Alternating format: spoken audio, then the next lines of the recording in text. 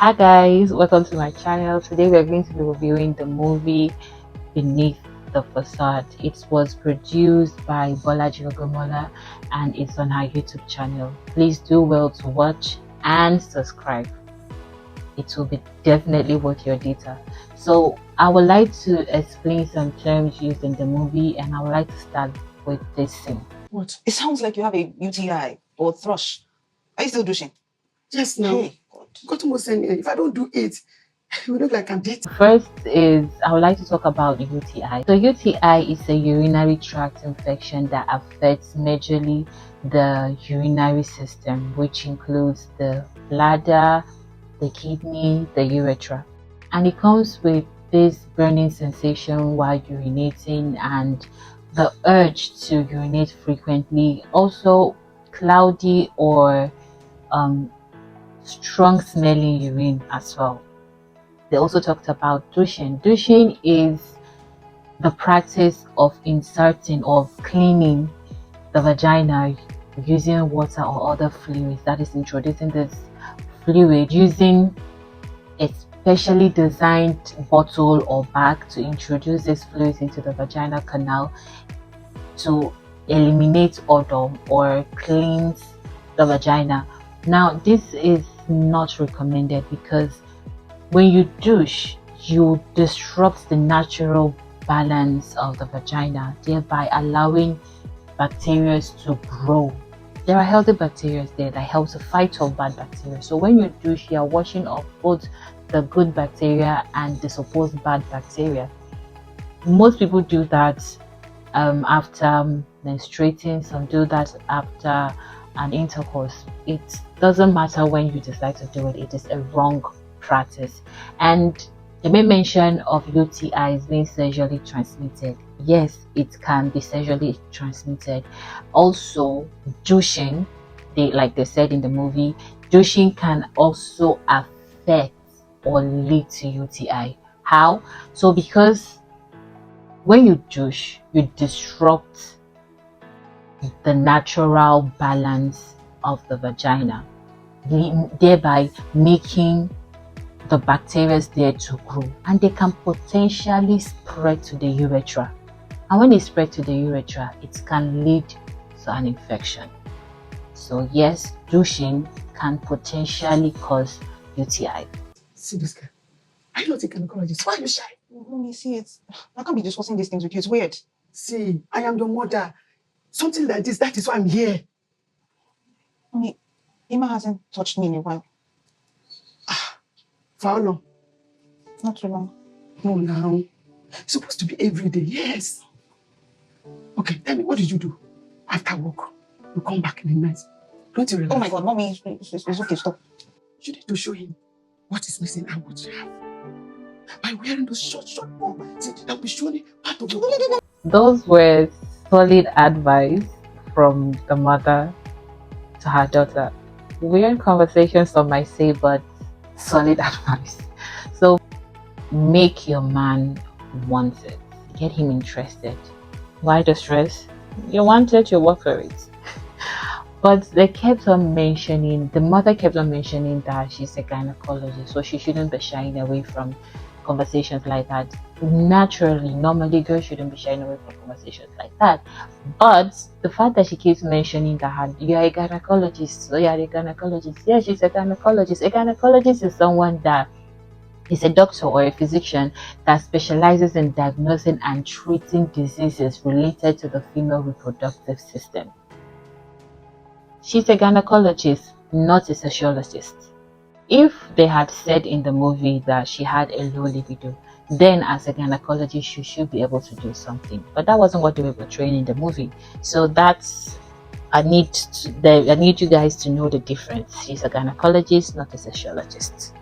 Another thing that they talked about in the movie was this thing. Examination and the description of your symptoms, you have something called Peyronie's disease. So basically, she was talking about Peyronie's disease. When I watched the movie, I had no idea what she was talking about. I have heard of the disease, Peyronie's disease, but when they said it, I had to even turn up my caption to know whether I can get the spelling. Let me know if it's what I thought it was that you were talking about, and lo and behold, it was what I thought that you were talking about. So yeah, Peyronie's disease is a condition whereby scar tissue forms inside the penis. This can cause the penis to bend or curve, like she said, particularly during sexual intercourse. While some degree of curvature is quite normal, I mean, some people have a curved penis. Peyronie's disease can lead to significant bending that comes with an excruciating pain, which may interfere with sexual function. So, what are the treatment options? There are medications such as collagenase injections, which helps to break down the scar tissues. We have physical therapy like stretching or traction devices to help strengthen or reduce the curvature. We have lifestyle adjustments like managing pain and improving sexual health through counseling or other supportive methods. And then in severe cases, procedures like penile plication or plaque removal may be recommended. That is surgery. They are invasive. He said something. He said he cannot achieve erection anymore. Yes, Peyronie's disease can actually affect a person's ability to achieve or maintain an erection, and this can be as a result of like a combination of physical and psychological factors. So let's start with the physical factors. First is the fact that the plaques caused by the disease can disrupt the normal blood flow and then elasticity of the penile tissue, making it difficult for one to achieve and maintain an erection. The second thing is pain. The pain during erection, most especially in the early stages, can actually discourage arousal and make maintaining an erection very difficult. The third physical factor is the fact that Peyronie's disease is associated with erectile dysfunction, either as a direct result of the disease or due to an underlying vascular issues. That is for physical factors. Now let's move over to the psychological factor. First is worrying about the curvature, the pain, the sexual performance can actually create a cycle of anxiety that can worsen the erectile dysfunction. 2. Changes in the appearance or function of the penis can actually affect a person's confidence and sexual identity. The third and last one is stress and embarrassment can lead to avoidance of intimacy, which is like the totality of the whole movie, and can further reinforce psychological impact. So my advice or my take on this movie, most especially when it comes to this condition, Peyronie's disease, is to seek help early. Consulting a urologist early is crucial in managing the disease effectively and preventing long-term complications. 2 is to be open with your partner. Talk to your partner if you have any concerns, if you have any problem. When you talk with your partner, both of you can put heads together and seek for a solution. 3, as a lady, check if you can achieve and maintain an erection, because believe me or not, agree with me or not, sex is very important in marriages. I mean, the Bible said, go to the world and multiply. You cannot multiply without sex. So it is important. Check if he can achieve and maintain an erection. You are not going to hear from my mouth that I said you should go and fornicate. No. There are ways to know. You can maybe give him a lap dance, seduce him once or twice in your courtship, and know if he can achieve an erection. The 2 things will be made clear to you. First, if he can achieve an erection, very important.